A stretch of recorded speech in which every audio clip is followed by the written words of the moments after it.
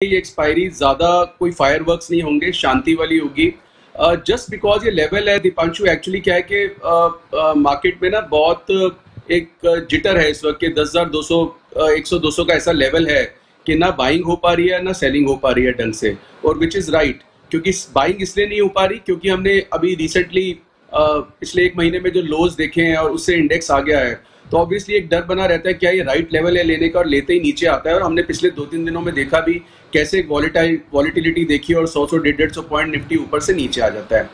At the same time अगर आप मुझसे पूछे क्या कुछ ब्रेकडाउन दिख रहा है या मंदी है, तो Dipanshu the answer is no. अभी भी दीपांशु क्या है कि पता नहीं अनिल जी हैं कि नहीं, बहुत सारे लोग मुझसे अभी भी पूछते हैं बार बार कि अब तो बाकी लोग इतने मंदी की कॉल दे रहे हैं, आप मंदी की कॉल ढंग से खुल के नहीं दे रहे। क्योंकि दीपांशु अभी भी मंदी की कॉल कोई ढंग से खुल के दिख नहीं रही है। मंदी की कॉल का मतलब होता है कन्विक्शन आइडिया होना चाहिए, ब्रेकडाउन होना चाहिए, बहुत नीचे के लेवल्स दिखते हो। तो बहुत नीचे के लेवल्स अभी कोई ऐसा रीजन नहीं दिखता। उसका सबसे बड़ा रीजन तो शॉर्ट ही है, उसका सबसे बड़ा रीजन तो अंडर ओनरशिप ही है।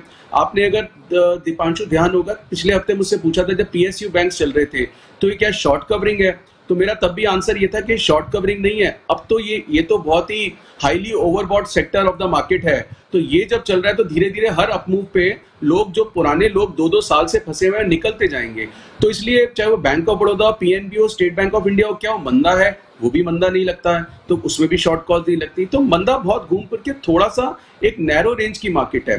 तो दीपांशु ये जो अभी तक का स्टोरी है वो ये है, और अभी भी मुझे लगता है कि आने वाले टाइम में शॉर्ट टर्म के लिए यही है। अब दीपांशु मुझे पेयर ट्रेड भी देना है और मुझे स्प्रेड भी देना है। और एक चीज दीपांशु और बोलनी है, आपने पता नहीं लिखा था कि नहीं लिखा था, परसों हमने एक स्प्रेड दिया था अनिल जी को 10,200 10,000 1:2 पुट स्प्रेड था, जिसमें 25 रुपए की कॉस्ट थी। इस वक्त उसमें 40 रुपए पर 40 रुपीज पर लॉट में निफ्टी में प्रॉफिट आ रहा है। तो मुझे लगता है वो बुक कर लेना चाहिए।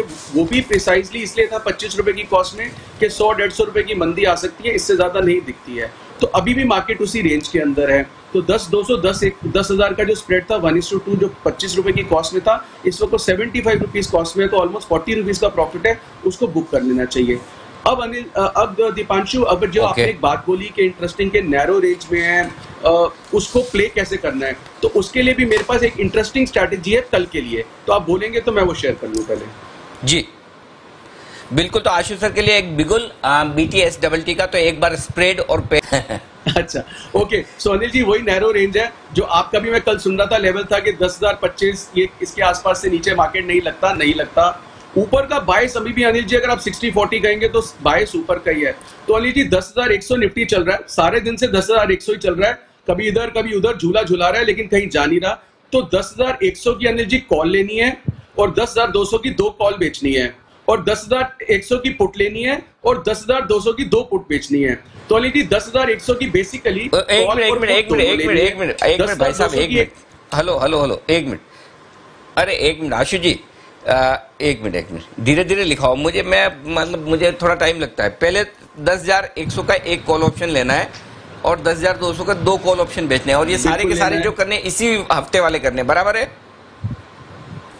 कल के लिए अनिल जी ठीक है। एक 10,100 का ले लिया, 2 10,200 के बेच दिए। अब नेक्स्ट बताओ, अब क्या करना है? पुट। अब 10,100 का पुट लेना अनिल जी एक,